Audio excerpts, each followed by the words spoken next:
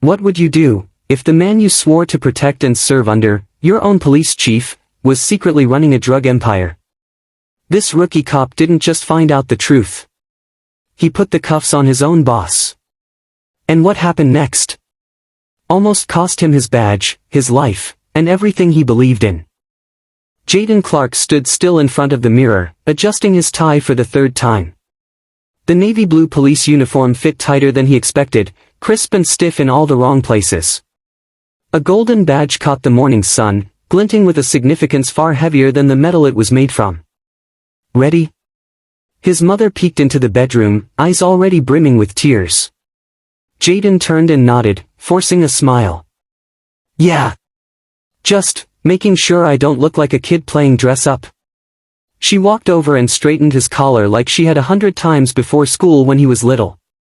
You look like your father, she said softly. He'd be proud of you. Jayden blinked. I hope so. The graduation ceremony at the police academy was small, held in the community center of Ridgewell, a quiet town nestled between hills and highways. Everyone in town knew about the new cop joining the force, the Clark boy. Son of a construction worker who died in a scaffolding accident. Raised by a single mom. Good student. Kept to himself. No priors. Clean record. Solid kid. Mayor Tillman handed out the certificates, flanked by Chief Donovan Mallory, who'd been head of the Ridgewell Police Department for nearly 2 decades. Mallory was a tall, imposing man in his 50s with a voice like gravel and the sharp, calculating eyes of someone who never truly let down his guard.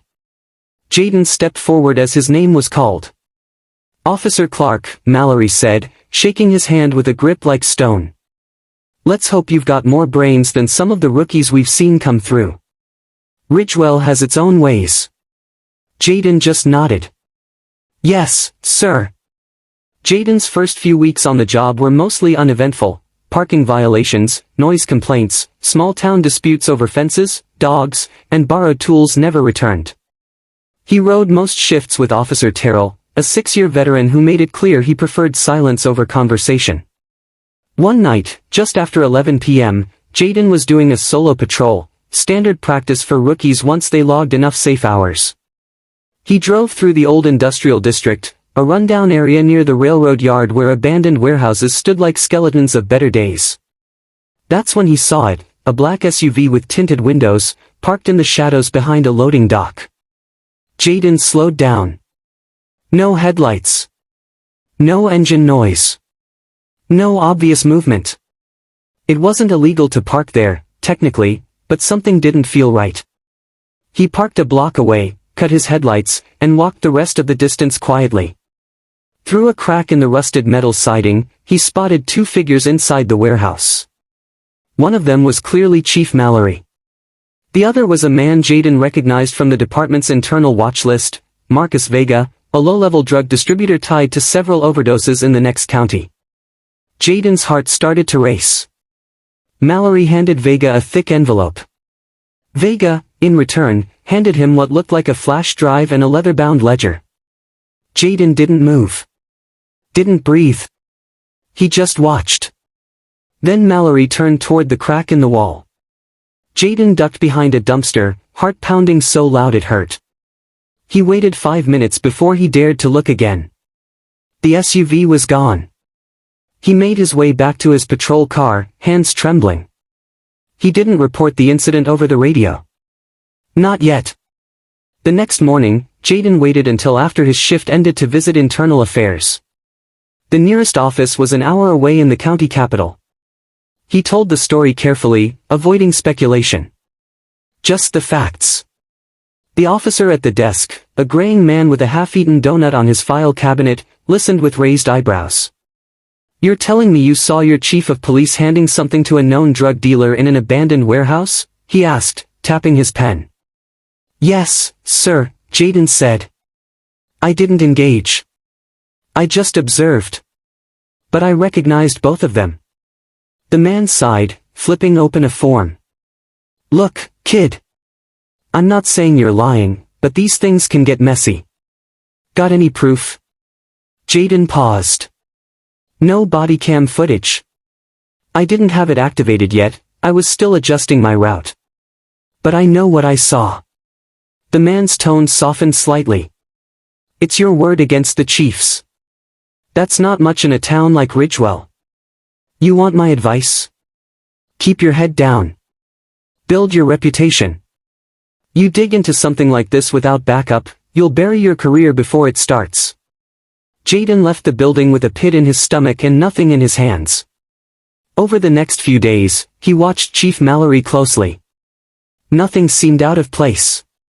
The man was the picture of small-town leadership, shaking hands at fundraisers, smiling for newspaper photos, even stopping to buy lemonade from kids on Main Street. But Jayden couldn't forget the flash drive. The envelope. The way Mallory had scanned the warehouse, like he knew he might be watched. One night, while finishing a late shift, Jayden noticed Mallory's office door ajar. The station was nearly empty. Just Terrell in the break room watching old boxing replays. Jayden hesitated, then stepped inside. Mallory's desk was neat, every paper squared off, every pen in place. But there was a side drawer with a lock half engaged. Jayden slid it open carefully. Inside, a burner phone, 2 flash drives, and a leather-bound ledger. He didn't touch them. Just looked. Memorized. The sound of footsteps snapped him back to reality. He shut the drawer and stepped out just as Mallory rounded the corner. "Something you need, Officer Clark?" the chief asked, eyes sharp. Jayden shook his head. "Just dropping off a report." "Sir." Mallory looked at him for a long second, then nodded slowly. "Keep up the good work." Jayden walked out with his skin crawling. That night, Jayden sat on his apartment floor, back against the wall, uniform unbuttoned, badge still hanging around his neck. He stared at the ceiling. What had he just walked into? He wanted to believe it was a mistake. Maybe the man in the warehouse wasn't Vega. Maybe Mallory was running a sting. Maybe there was a file waiting to be released that would explain everything. But he knew better.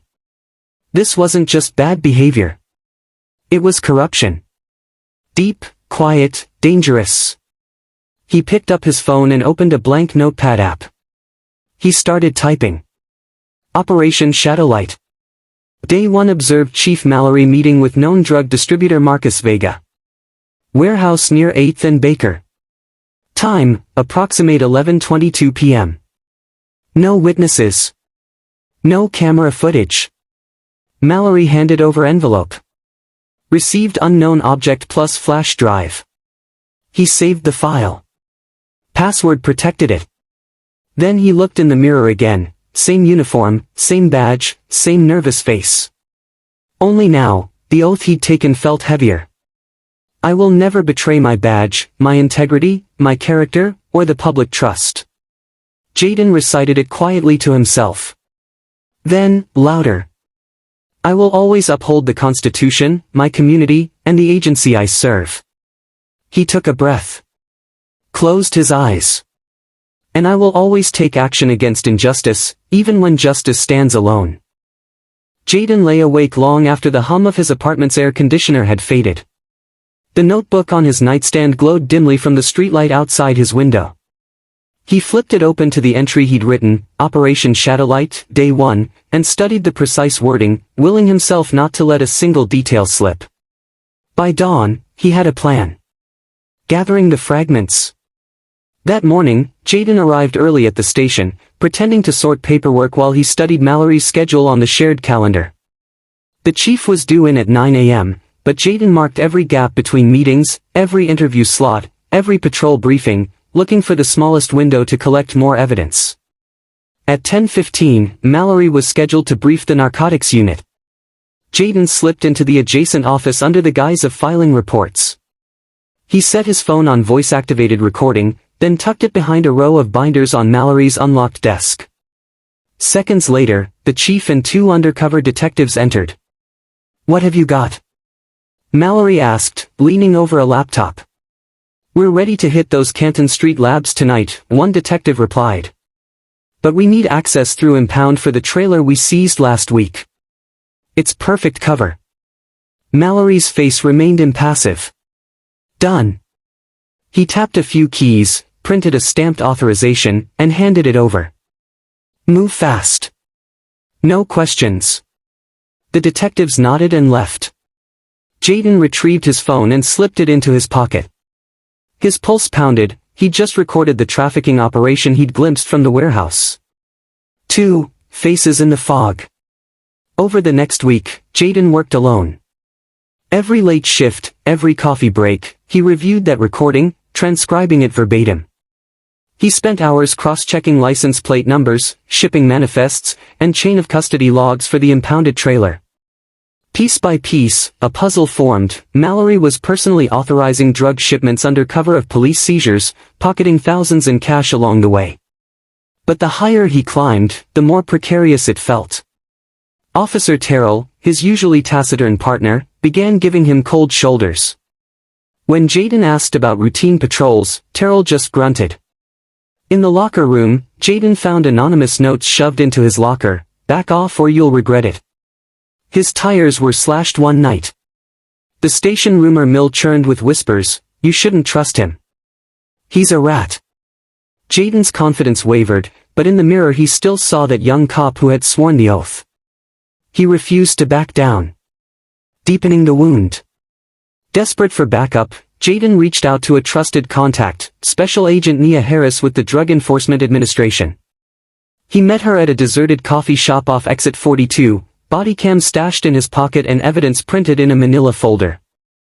Harris scanned the documents, her jaw tightening as she listened to the recording. You know this could destroy a career, she said in a low voice. And you have nothing to protect you if it goes south. Jayden swallowed. I couldn't live with myself if I did nothing. She nodded. All right. I'll open a preliminary inquiry. But we have to be careful. One wrong move and Mallory will vanish the trail, and you with it. They agreed on a code word, Redwood. If Jayden ever felt in danger, he'd text it and Harris would mobilize federal marshals immediately. Convergence.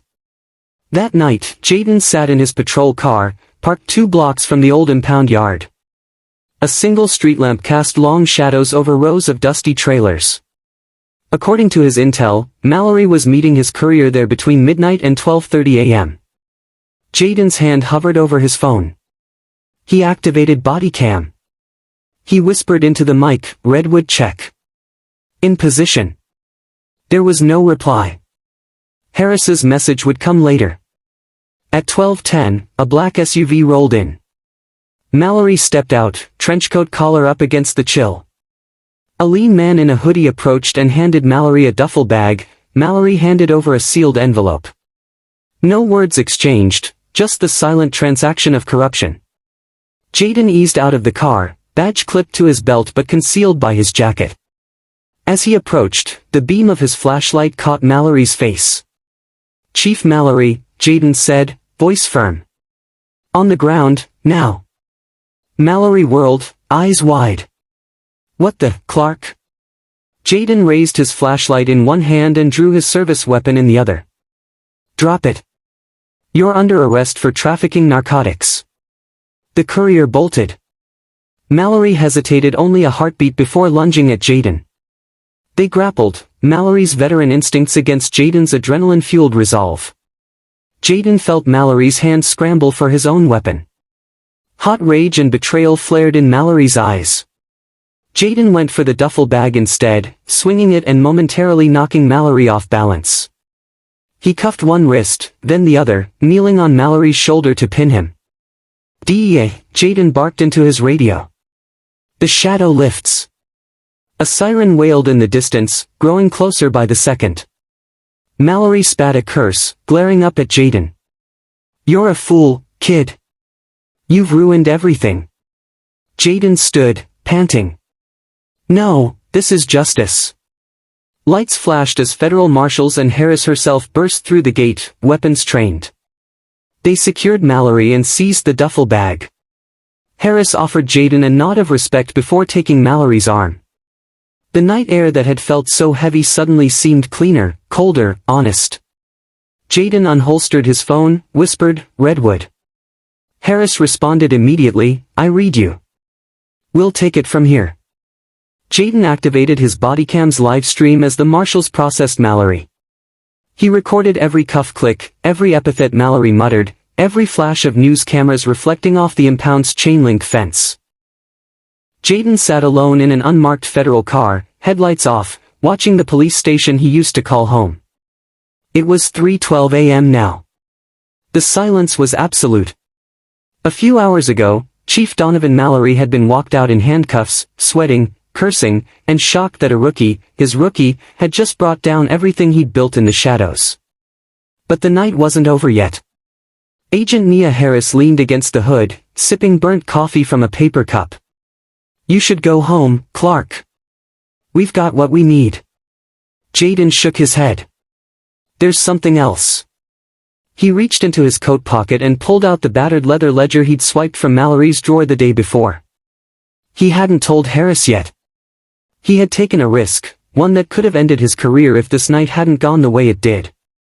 He opened it, flipping through page after page of handwritten transactions, initials, dates, amounts, coded references to favors and couriers. It was more than proof, it was a confession in ink. Jayden handed it over. "This is everything. How long he's been doing it? Who helped him?" Harris leafed through the pages, eyes narrowing. "We're going to need every single name in here." Jayden nodded. "Start with Officer Terrell." The aftershock. By sunrise, the story had hit every major outlet in the state.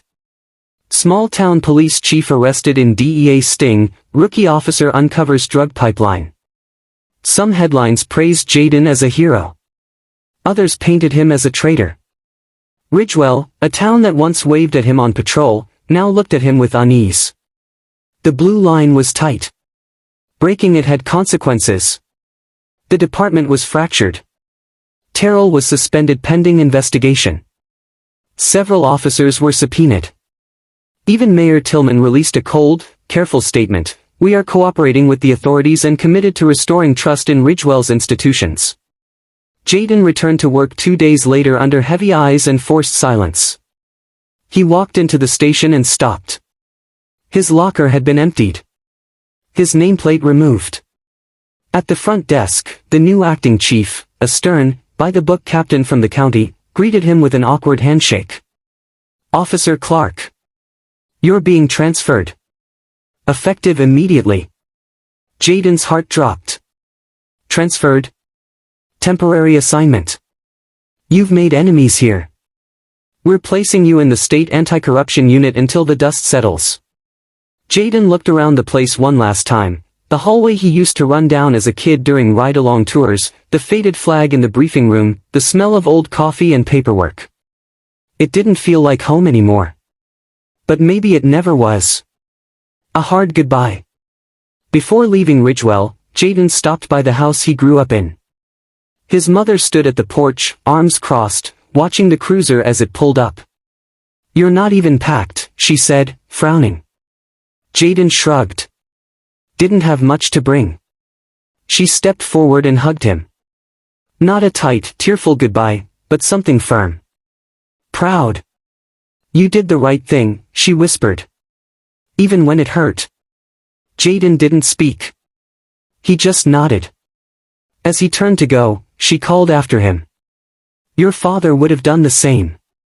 He paused for a moment, let the words sink in, then drove away. One last testimony. Weeks passed. The investigation expanded. Mallory's network stretched deeper than expected, into neighboring towns, rival departments, and even the county procurement office. The trial was going to be high profile. The media labeled it the Ridgewell conspiracy. Jayden sat in court under glaring lights, a federal prosecutor beside him. His body cam footage had gone viral. But now, what mattered were facts, not headlines. Mallory's defense attorney was ruthless. "You were a rookie," he said. "Green. Untrained. Isn't it true you went behind your department's back to dig up personal information on your superior?" "I followed the evidence," Jayden replied. "And in doing so, you violated protocol. You made unsanctioned recordings. You entered his office without a warrant. Doesn't that make you a criminal too? Jayden leaned forward. I didn't break the law. I honored my oath. That badge doesn't mean loyalty to people, it means loyalty to the truth. The courtroom went quiet. In the back row, Agent Harris nodded once. Justice, delivered. It took 3 more months before the sentencing came. Mallory was convicted on multiple federal charges: conspiracy to traffic narcotics, abuse of power, tampering with evidence. His sentence, 22 years without parole. In a final statement, he said nothing. No apology. No denial. Just a cold stare at Jayden from across the courtroom. Jayden never looked away. After the verdict, reporters swarmed. Cameras flashed. A journalist shoved a mic toward Jayden. How does it feel, knowing you took down your own boss? Jayden paused, choosing his words. It doesn't feel like victory, he said. It feels like weight. But someone had to carry it. The badge reclaimed. 6 months later, Jayden stood on the steps of the State Department of Justice. He wore a new uniform now, black with gold trim. Emblazoned on the patch was the seal of the Special Investigations Division. Agent. The badge was different, but the meaning hadn't changed. He walked through the office lobby and passed a framed quote on the wall. He stopped to read it. Courage is not the absence of fear, but the judgment that something else is more important. Jayden smiled faintly. A new recruit, maybe 19, held the door open for him. You're Clark, right? The Ridgewell guy? Jayden nodded. The recruit hesitated. Man, what you did. That was legendary. Jayden shook his head. It wasn't legendary. It was necessary. They walked in silence for a moment, then the recruit asked, You ever think about going back? Home, I mean. Jayden stared out the window at the Capitol skyline. Maybe someday. But right now, justice has a longer road. If you believe doing the right thing still matters, even when it costs you everything, hit that like button. Speaking head comment, Justice, if you'd have the courage to do what this rookie did. Subscribe for more real stories of bravery, betrayal, and justice that'll shake you to your core. Share this video with someone who needs to be reminded, integrity always comes with a price, but it's worth it.